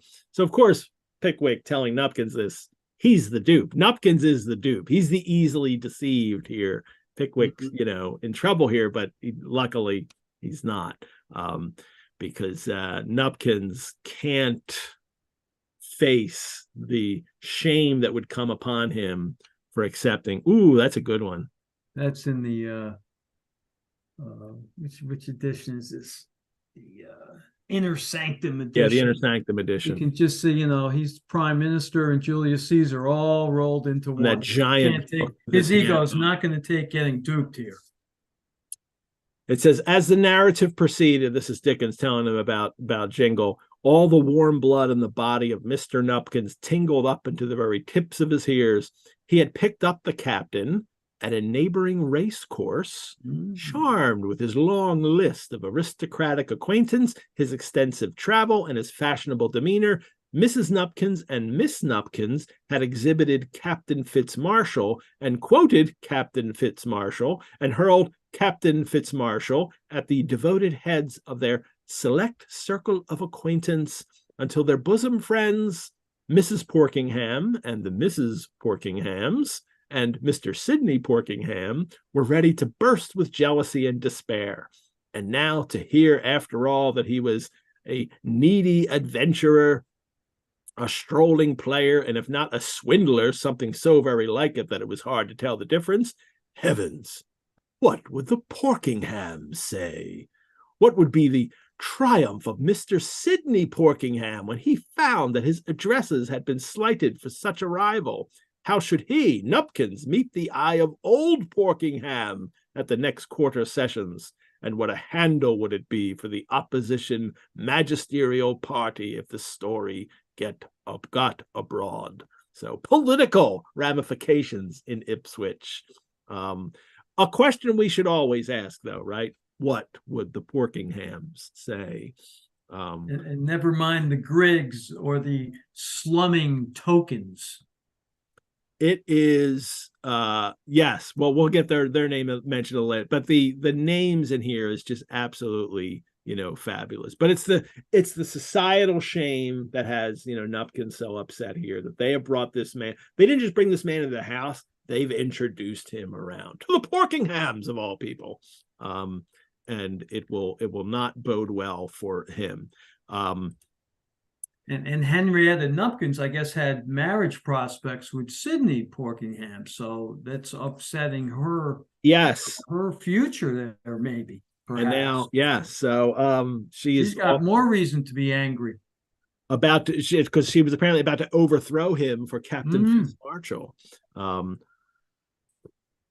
Well, Mrs. Nupkins, the majestic female in a pink gauze turban and a light brown wig, finds out, and then it says, Miss Nupkins possessed all her mama's haughtiness without the turban and all her ill nature without the wig. And whenever the exercise of these two amiable qualities involved mother and daughter in some unpleasant dilemma, as they not infrequently did, they both concurred in laying the blame on the shoulders of Mr. Nupkin. They of course blame him, but we get this with the Mrs. Nupkins and the family dynamic going on. Dickens is I don't know if it's an anxiety of his or he's just obsessed with the comic possibilities of the domineering wife, of this poor husband dominated by his wife, who always is lording it over him with her hysterics and crying and it's always his fault and he has to cater to her. Dickens, I mean, we've had like three or four, just in this novel this has happened. I wonder if it's an anxiety of Dickens. He's afraid this could happen, or he recognizes for him and his audience the comic possibilities of it always. So, which isn't as comically funny anymore to us. So, they are afraid of looking the fool. The idea of my being made a fool of is Miss Nupkins' response. How can we face the Porkenhams? Cried Mrs. Nupkins. Or the Griggs? Cried Miss Nupkins. You have the next one there? Or the Slummintowkens, cried Mrs. Nupkins. But what does your papa care? What is it to him? At this dreadful reflection, Mrs. Nupkins wept with mental anguish, and Miss Nupkins followed on the same side. Yes, we get that final name, the Slummintowkens. The only time it's uttered in the book, but never forgotten. So, the Slummintowkens. I mean, you could just picture Dickens coming up with that name as he's writing this thing, like, yes, Slummintowkens. That's a good one. How did the Griggses get in with that crowd? That's not even a great one. Normal. Well, that's where we stand now, and Sam is taken downstairs to the servants with Mr. One quick word on Grampus. Sure. Grampus. I had to look it up. It actually does mean it's a whale. Yeah, but there's also a meaning that I dug out of my unabridged here. Colloquial. A person who breathes heavily and loudly. Yes. It's in the dictionary. I thought it was a whale too, Ed. Well, but it becomes that because of the whale. It's the Grampus, the whale, the blowhole, and then that's okay. I got you. Describe people as doing that, and that's what he says. Muzzle taking him downstairs, and he says it's about the boy, right? Right. And of course, Muzzle says wash us instead of wash house. So it's more satire on the pretense of the servants trying to take airs on the, or as my friend says, big fleas have little fleas. But Sam washes up, rubbing away till his face shone again, and then of course he asks, "How many ladies are there?" And Muzzle tells him, and then he says that the one girl who does the boy and a girl who do the dirty work don't eat with him because the boy breathes so very hard while he's eating, and that's when Sam says, "Young Grampus." And then there's also Mary, a pretty servant girl, and she is introduced to Sam. And Sam says, "And your master's a knowing hand and has just sent me to the right place," said Mr. Weller with a glance of admiration at Mary. "If I was master of this here house, I should always find the materials for comfort where Mary was." So Sam is immediately taken with Mary. And then he meets a cook, and we get another Wellerism. You want to do this? "How are you, ma'am?" "Mr. Weller, let me introduce you." "How are you, ma'am?" said Mr. Weller. "Very glad to see you indeed, and I hope our acquaintance may be a long one, as the gentleman said to the £5 note." Yes. So that's not dark, It's definitely not dark. but it's satiric, because a gentleman can't hand, one of the requirements is he lives off his tradesmen, right? And borrows money and can't handle money well. I hope our acquaintance may be a long one. So I often think that when I get money, and acquaintance is never that long. And I don't think we get the name of the cook, right? She's just cook. We don't. She's just they commented in while we're reading Richard II, when Shakespeare does that. For example, there's a character in Richard II, the Queen. She never gets a name. We know historically she was Isabel, right? Married to Richard II. But her function in the play is to be the Queen. Her function here is to just be the cook, right? You don't get a name. I always like it when you're reading Shakespeare, and before what they're going to do has even happened, and it only happens when you're reading it. When you read it, it says, "Enter murderer." And you're like, well, I guess I know what you're going to do or what your job is, right? I guess Banquo's going down. Yeah. So yes. Who were you in the play? I was murderer.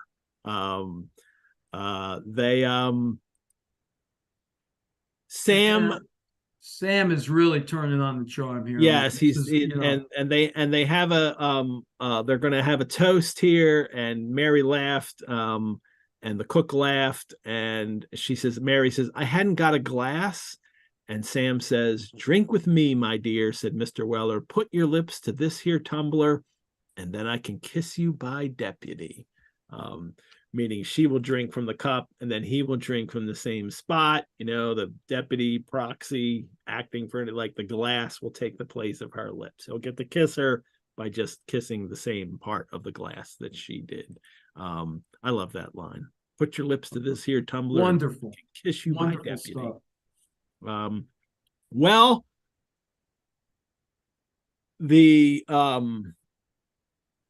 the kitchen door opened and in walked Mr. Job Trotter. And let's share the picture again with this. This is the Fizz illustration that our readers would have seen in go a little bigger first. Job Trotter walks in. We can't see it, but this is clearly a mulberry coat that he's wearing. Shocked. Here's Sam sitting here drinking. Mary, his arm around her. Here's Muzzle. Here's the cook here, eating away. Of course, he's utterly shocked that Job Trotter that Sam would be here before him. Knows that he's caught. Knows that he'll tell on him. All the little details here too. Is this a cat here? What's this? Well, there's two versions. It's funny you say that, Ed, because I was just looking at my this is the one in here that has all the versions. So did he have to redo? Was the last month that Fizz only did one plate, because next month, the 10th month issue. He's going to do 2 because now they're starting to approach that 40,000 copies a month. What do you mean? What do you mean by 2? Because there are 2 illustrations in this. Do you mean so when the first plate wore out? Oh, okay. You mean he would etch another one? Yeah, he had to make an entire I'm just saying new versions. Like the second version of this, if you see where Sam's fingers are around Mary's waist, there's another version, and you can see his entire hand. And but what Fizz was doing at this point was he would take the first plate and re-etch it. So he would dig a little deeper. I don't know if you can see here. I mean, this is the one that shows. Let me stop my share here. Hold on. Go ahead. See if you can see here. Oh, you can see his whole hand. Mary's waist. Do you see the whole hand?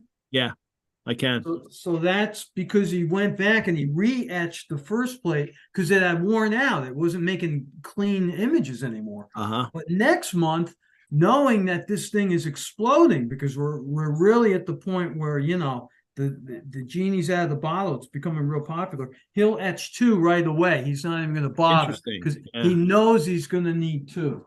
Yeah. Yeah, and there are those little we talked about this in one of the early episodes, I think, didn't we? That the election at Eatanswill, I took the book out, and some of the copy in there, we were able to identify that the buffs and the blues belong to the Tory and the Whig parties. Well, Job comes in, and we have said in walked Mr. Job Trotter, but the statement is not distinguished by our usual unscrupulous adherence to fact. The door opened, and Mr. Trotter appeared. He would have walked in, and was in the very act of doing so, indeed, when catching sight of Mr. Weller, he involuntarily shrank back a pace or 2, and stood gazing on the unexpected scene before him, perfectly motionless with amazement and terror. "Here he is," said Sam, rising with great glee, and they bring him in, and he has been caught, and now he knows it. And then Muzzle is going to take him back into the back room and give him a beating, because Muzzle is apparently interested in the cook too. But when he says he's keeping company with the cook, right? He says, you've injured me in the place where it's most sensitive to injure a man. Let's go have this out in the back room here. Which I don't know. It kind of struck me. If Trotter was really a scoundrel, why did he tell Sam anything that was true out in the lane? But hey, you don't have the action here that you would have. Sam has been able to load everybody up with his version of events so that when Trotter came in, he was going to get both barrels. I guess it was just the threatening too. Like Sam's ready to beat Trotter up when he first meets him, and it's maybe that threat that he was making the faces. Yeah. Wait, who are you? I didn't recognize you when you did that. That's very Shakespearean too, right? Like you go like this, and all of a sudden, you're in a disguise. Yeah. So Lone Ranger, put the mask on, and nobody knows who you are. Right. Well, Muzzle's going to beat him up, but then actually it's the cook who utters a loud and piercing shriek, and rushing on Mr. Job Trotter, who rose from his chair on the instant, tore and buffeted his large flat face with an energy peculiar to excited females, and twining her hands in his long black hair, tore therefrom about enough to make 5 or 6 dozen of the very largest sized mourning rings. Having accomplished this feat with all the ardor which her devoted love for Mr. Muzzle inspired, she staggered back, and being a lady of very excitable and delicate feelings, she instantly fell under the dresser and fainted away. Lovely little, description there. And if you don't know, the mourning rings, people would, after you died, they would take hair from you and they would weave it into these rings that people would wear, or weave it into something and then mount it on a ring.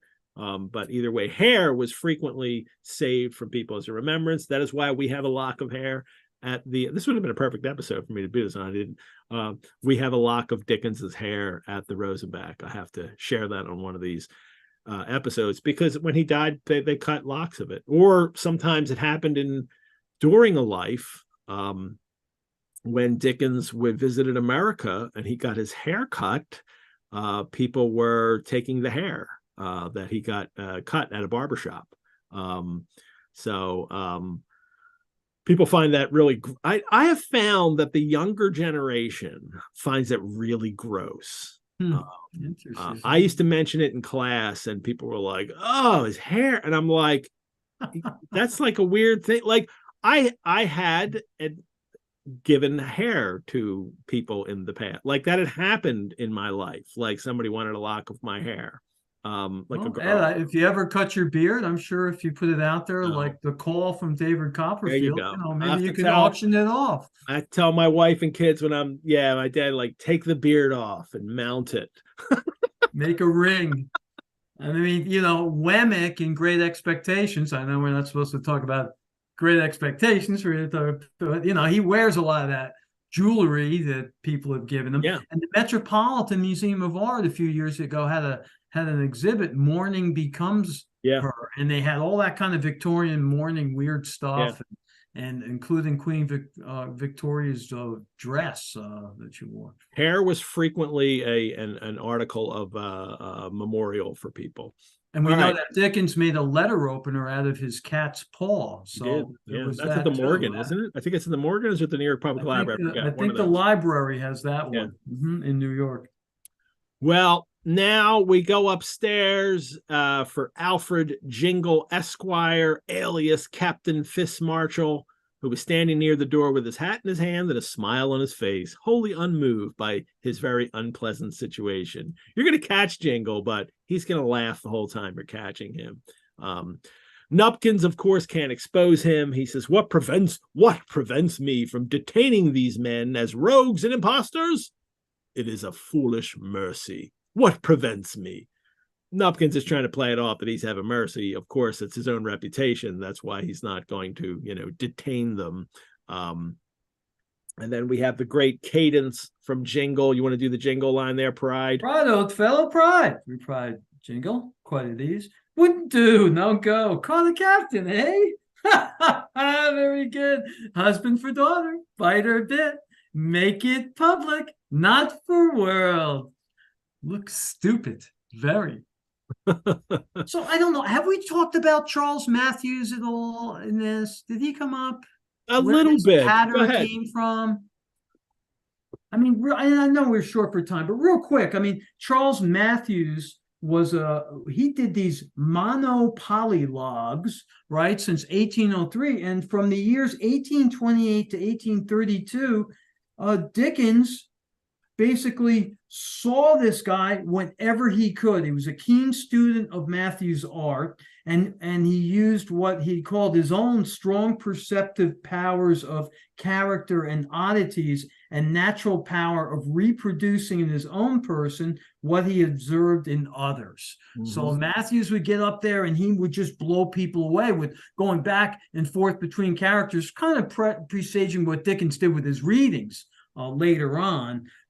But that's sort of where I think Jingle's staccato delivery comes from, Ed, and this notion that he's a strolling actor too. It seems that way. Lots of people have commented, or scholars have commented on that Dickens, it was part of the inspiration for Jingle, was that because we have descriptions of Matthews, so, and we know that Dickens loved him, so it seems as if that was, how he helps form Jingle's character. But it's brilliantly done in pro. You'd think that that's the kind of thing that's easy to convey when you can hear it. And Dickens has done this great thing that you can really hear it in the way he has broken it up on the page. And the words he chooses, of course, too. Pickwick confronts Jingle. I have only to add, sir, said Mr. Pickwick, now thoroughly angry, that I consider you a rascal and a ruffian and worse than any man I ever saw or heard of, except that pious and sanctified vagabond in the mulberry livery. His servant joked. Said Jingle, Good fellow, Pickwick, fine heart, stellar boy, but must not be passionate. Bad thing, very. Bye-bye, see you again someday. Keep up your spirits. Now, Job, trot. He And doesn't have a lot of lines in this, right? But it's oh, very memorable. Off he yep. goes. And, you know, since chapter, or rather monthly part 6, he's sort of been, that's where Paul Schlick said this thing starts to take the shape of a novel, because Jingle's been sort of the narrative thread, right? You know, he's sort of been the guy that's wherever Jingle goes, you know, he's creating that action, that coherency. Well, the Sam tries to follow out. He wants to kick him, kick him in the pants or something. But instead, Mr. Pickwick stops. But instead, Muzzle trips them down the stairs. The big, kick them down the flight of steps into the American aloe tubs that stood beneath. So they get a little bit of comeuppance there in leaving. So they're not quite walking away scot-free. Well, they have to leave, but Sam realizes, where did I put my hat? Maybe I must have left it downstairs where Mary is. And he has to go down and find his hat, and they have to look for it. I wonder, I'm looking at the old illustration to see if it's kind of played up in there already, and it's not. I wonder if it's like you can see it in the corner of the illustration somewhere, but it's not. They have to find his hat, and it must be here. And Sam was obliged in this corner over here, in an awkward corner. Sam was obliged to go down on his knees before he could see whether it really was his own hat or not. It was a small corner. It was nobody's fault but the man's who built the house. Sam and the pretty housemaid were necessarily very close together. And and then they're there face to face, and Sam kisses her, and she says, "You don't mean to say you did that on purpose," said the pretty housemaid, blushing. "No, I didn't then," said Sam, "but I will now." And so he kissed her again. Sam taking liberties with Mary, but she's completely okay with it. She is. They are falling in love, and the chapter ends. And this was the first passage of Mr. Weller's first love. So now, I don't know if this is actually the right spot to say this or not, but I'm going to say it anyway. There was a Mary Weller in Dickens' life. She was a 13-year-old nurse who used to tell stories to Dickens, creepy stories, bloody stories of murder and death. Oh yeah, Captain Murderer. She might have been Dickens' first love. How about that? Yeah, that's the Captain Murderer story that he wrote up in one of his later pieces that he would hear as a child. Yeah, I didn't realize that was her name. I'd forgotten that. Mary Weller was her name, huh? Well, no foreshadowing or spoilers here. Well, chapter 26. This is the last one we'll hit today, and then we could be pretty brief about this. It's well, I do want to mention one thing in here. Well, Pickwick and Sam return to London. They mention that they have their forthcoming visit to Dingley Dell. Christmas next month. I can't wait. The chapter is, which contains a brief account of the progress of the action of Bardell against Pickwick. So we'll give it a brief account. But I have to mention where they stay, of course, where they go back to London, and because Pickwick can't go back to the Goswell Street, place where he lived, Mrs. Bardell, she's suing him. He can't go back and stay. He could. You can see he actually could go back, but he doesn't. And they go and stay at the George and Vulture Tavern and Hotel, George Yard, Lombard Street. I have a couple pictures to share. The George and Vulture goes back to the 12th century, although that original building did burn down, but it was rebuilt in the Great Fire in 1666, but it was rebuilt. The City Pickwick Club still meets there. The Dickens Pickwick Club, which was founded by Cedric Dickens. There's 2 Pickwick clubs in London, which I love. Both clubs still meet regularly at the George and Vulture. I have pictures here. I'm sure you've been there, right, Kevin?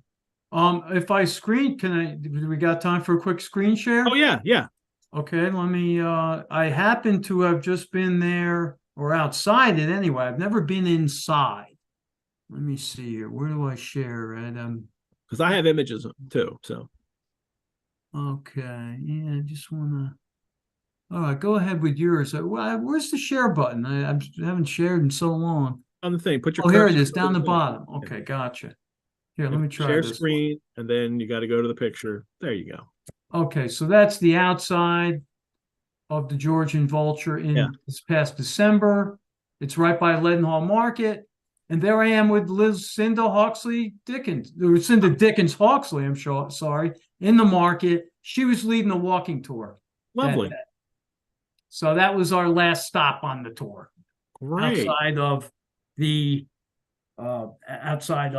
Georgian Vulture Tavern. Now I'll share these. There's actually two doors. This is the one you shared, which is down the one alley. And then if you go down the other alley, that's down this. Actually, an old picture. Hold on. Look at that. Okay. If you go down to the right of this dark here, or that's where that. Oh, actually, or this way. That's where the other door is in there. Gotcha. Yeah, we didn't This see is that also side. here. If you look up top, on the top of the building, you could see Old Pickwickian Hostelry right up there. Nice. They've got that on the top of the building. And here's a Georgian Vulture, sign out here too. But this is an old picture of, before it's been fixed up. It was actually really run down. Actually, Cedric Dickens led the charge to fix the place up again and reopen as a nice establishment. The Georgian Vulture. Here in the alley, this is where it says Ye Old Pickwickian Hostelry. And this sign used to be here in that alley, but it is and that's down the alley there that you can see the other entrance to it. But that's it's still there, and people can visit, and they have their Pickwickian rooms upstairs that you can have private dinners in, and I would love to go there one of these days. So, well, I will go clearly when they have if you go to the Dickens page, Dickens Fellowship page, you can go to the Christmas dinner there. Yeah. That's where they hold that. And then I'm friends with Stephen Martin. He's Colonel Boulder in the Pickwick, the City Pickwick Club, similar to the Sherlock Holmes thing. Everyone's got because I'm in the Philadelphia Pickwick Club, I always have an invitation. I could join them if for one of their things if I'm over there. What's your name in the Philly Pickwick Club? Tom Smart. Tom Smart. Nice chair, Ed. Yeah, Tom Smart. I got a good one. I always my whole life I wanted people to call me Smart, and there you go. Now they can. So, all righty.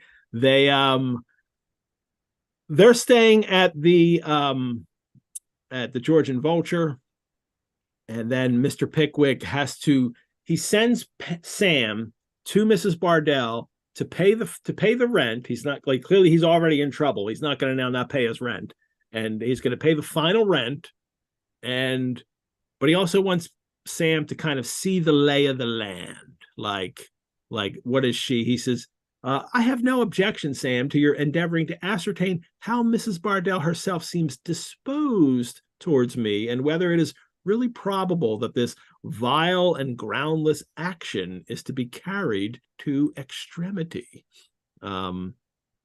Wondering, is she still really going to sue me for proposing when I didn't mean to? That wasn't what I was saying.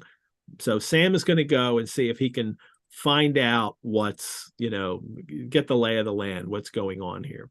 And of course, first he's going to put money in their purse, like Iago. Yes. Right? He's going to pay the rent. He's going to do all the right things, and then he's just going to shut up and listen, and see what they say. Well, Sam shows up, and she's got company there. Actually, she's got a couple women with her, and when he shows up, her son, Mrs. Bardell's son, answered, and Sam calls him my infant phenomenon. That's a mercy, said Sam. Tell her I wanted to speak to her, will you? My infant phenomenon.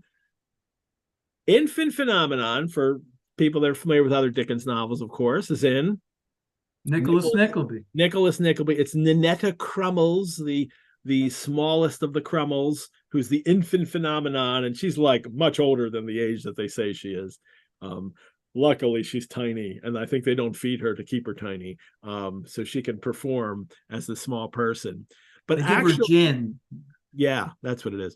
But actually, in 1837, very soon from the time this episode was written, Dickens referred to his son, Charles Culliford Bowes Dickens. He gets the name Bowes in his name at the christening, in letters as the infant phenomenon. So Dickens is just playing it on his kid, like, well, there's my kids, they're the infant. He's the infant phenomenon.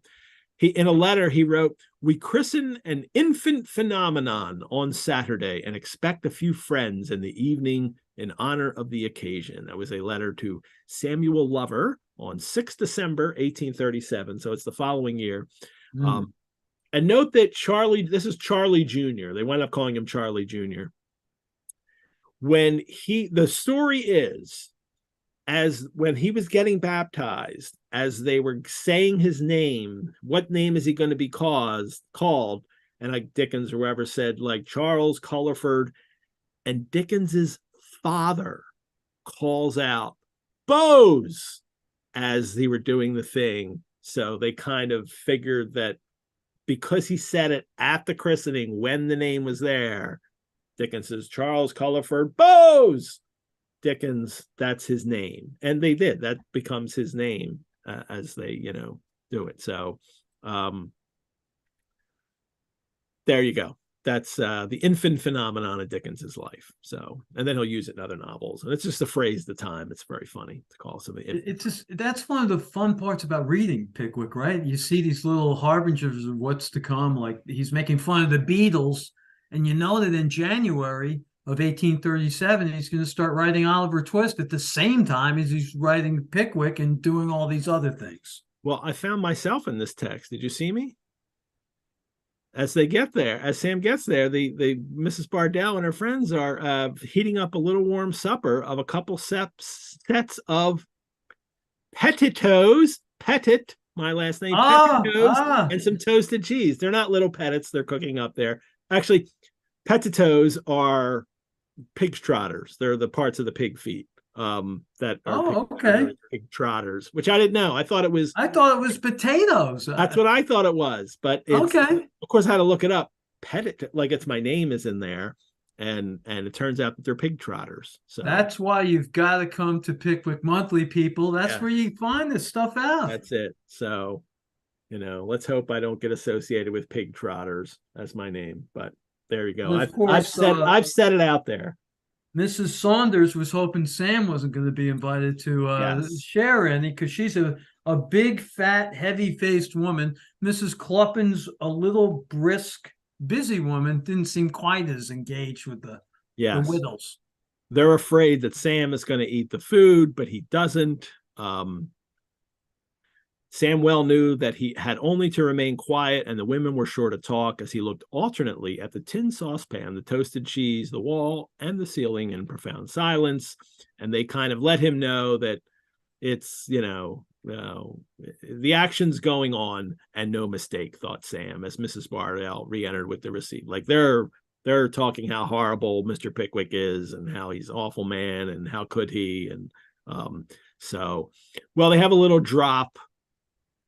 drink. It's Sam kind of charms them here, and then he could never drink before supper unless a lady drank with him. So they all have a little cup and a toast here, and wishes them all good night and a fat and happy living they'd get out of it, and wish you good night, ladies. So And he gets a piece of information that's going to be crucial later, for Sam, again, in his use of language. They say that, where are we here? It's a terrible thing with the evidence. He finds out that they're taking the case on speculation.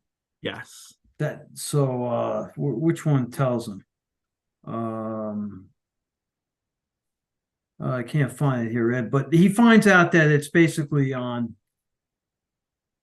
speculation, or, there's a different word now here in America. I'm trying to think of what the word that we use, but, in other words, the thinking is that Mrs. Bardell's not going to have to pay them unless she wins money. Mm-hmm. Well, Sam discovers this. The case is going on, comes back to the Georgian Vulture, tells Mr. Pickwick, yes, it's still going to happen. And Mr. Pickwick was fain to prepare for his Christmas visit to Dingley Dell with the pleasant anticipation that some 2 or 3 months afterwards, an action brought against him for damages sustained by reason of a breach of promise of marriage would be publicly tried in the Court of Common Pleas, the plaintiff having all the advantages derivable not only from the force of circumstances, but from the sharp practice of Dodson and Fogg to boot. So, here's the line I found. It won't Mr. Dodson and Fogg be wild if the plaintiff shouldn't get it, added Mrs. Cluppins, when they do it all on speculation. So the inference is, if they don't win, well, they're out, Dodson and Fogg. But won't be in a sense. Well, is that how we're, because the way. Well, we're going to find out. We don't want any spoilers. We won't deal with it what the event happens. Yeah. But it sounds like at this point, Mrs. Cluppins believes, hey, it's just a roll of the dice for Mrs. Bardell. She has no risk here. Pickwickians, thank you for joining us for number 9 of Pickwick Monthly. Kevin, thank you so much for joining us again on our Pickwick travels. Coming up next month, all of our Pickwickian co-hosts, including you, Kevin, right? We'll be on board for our Christmas celebration at Dingley Dell and the goblins who stole a sexton. That great story, the great interpolated story, kind of the great inspiration for Christmas Carol, everything. So I can't wait to do that next month. I will definitely be drinking some punch made from Dickens's own recipe. I'll have to send that recipe out to everybody, make sure everybody has that, knows how to make that. There's a weird chapter discrepancy that's happening now in this, which I didn't realize literally until today. The chapters when he first publishes it, it's the chapter 28 and then chapter 28 again for number 10. But my Penguin lists chapter 28 and then chapter 28-2 as the next chapter, and then it goes on to chapter 29. But many modern editions don't do that. That the goblin who stole the sextons is chapter 29, and the next chapter is 30. But it's actually published originally as Goblins who stole the sexton. It was actually another chapter 28. And then 29 is the one after. So we're going to have this weird thing. Oh, wow. Because in mine, it's chapter 30 that comes after, right? Yeah. I'm going to have to inform people how this works because how we have it all set. People know what chapter. How did that inconsistency creep Goblins Who Stole a Sexton was also part of chapter 28. It's just 28 is just huge. And then, but no, it's odd, but that's where it ends. The next chapter ends with the Goblins Who Stole a Sexton. I'll send out the notice to everybody about this and what chapters are due, going forward.